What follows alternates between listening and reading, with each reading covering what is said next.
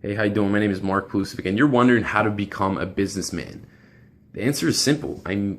Read a lot, learn a lot. Warren Buffett said it himself. He said, it's good to learn from your mistakes. It's better to learn from other people's mistakes. There's no better way to learn from other people's mistakes than to read, than to seek out mentors, and to seek out people who are successful in what it is that you're doing and learn from their mistakes, learn from what they did wrong so you don't have to do the same thing.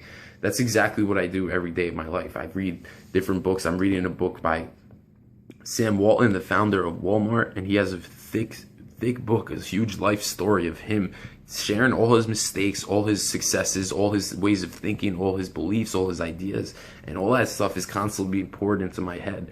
So it can't do anything but good for me, me and my dreams of becoming a truly successful, highly successful entrepreneur.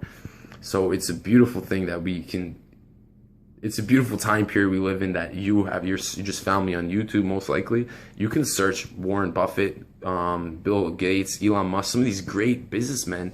You can search and listen to them speak and share, take in their ideas. That's the best way to become a businessman, a truly successful businessman, learning from the best of the best in anything that is that you do. So I'm also in the home-based business industry. I have my own business that I work from home. I'm doing this in my living room, and my office is in my room over there with my computer. All I need is a laptop and a computer. Even if you don't live anywhere, you can go to a library and build a business here. That's an amazing thing, an amazing time period that we live in today. So you definitely have the opportunity to become a truly successful businessman. Today, I'm gonna be here to help you out, show you some great people to learn from, some of the best. And I partnered, because I love learning from the best of the best. I've managed to surround myself with the best of the best in the home-based industry. So what I have right below this video is a link that I'm gonna take you to. Just click it right below, hbl.nxt-school.com. It's gonna take you to a free report I created for you that shows you 7 essential ideas of building a home-based business from anywhere in the world. And you're also gonna be able to watch a video that my partners, those same top-notch industry leaders, are sharing exactly why our business is, why we believe it's the best of the best, how our business works, and what we do to spread our business, basically. And hopefully it's something that you're interested in, and hopefully you're ready to get that journey of truly becoming a successful businessman. Either way, I thank you, and hopefully this video is of value to you.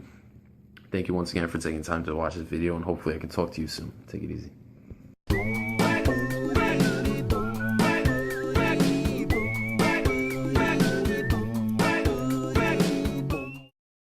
Dual agency is when a particular real estate agent or broker represents both the buyer and the seller.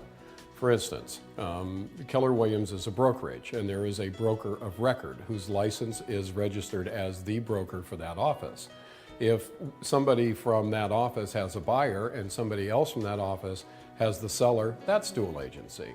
If I represent a buyer and a seller on my own property and I represent both parties, that's also dual agency. In terms of establishing whether or not a transaction is a dual agency transaction, the buyer and the seller, the buyer in particular, is going to know that up front. Then the buyer is going to know that he's asking an agent to write an offer for him who already has the listing on the property. That's a choice that the buyer makes.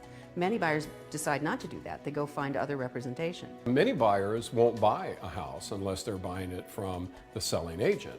The selling agent normally knows more about the property, and the disclosures are a little more complete. Many times a better price can be negotiated. It's hard because you're wearing two hats. So you're representing the seller, you're representing the buyer, and this is in the situation where you as the agent are representing both people. It's not where the broker of record has two agents that are representing the parties individually. It gets hard because, and it's more work actually for us, because we have to be very careful that the buyer and the seller consistently believe, as they should, that we're representing their best interests. In the agency disclosure document that you sign with a buyer or a seller, the first thing it spells out is that the agent has a fiduciary responsibility.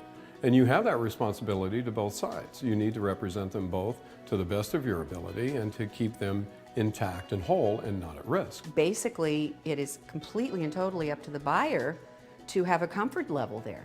Again, it's this whole issue of checking on the broker. If you really do want to work with the listing broker for some peculiar reason, you want to create this dual agency situation, then you need to at least check that broker's credentials out. At least that's what I would do. I would check them out and make sure that they're an honest and upright and reputable broker.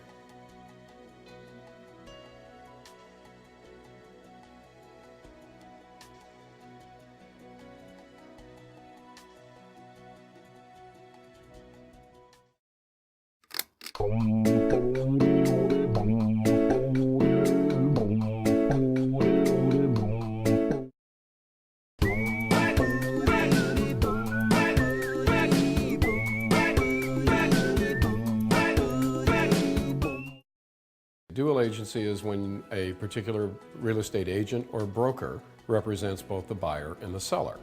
For instance, Keller Williams is a brokerage, and there is a broker of record whose license is registered as the broker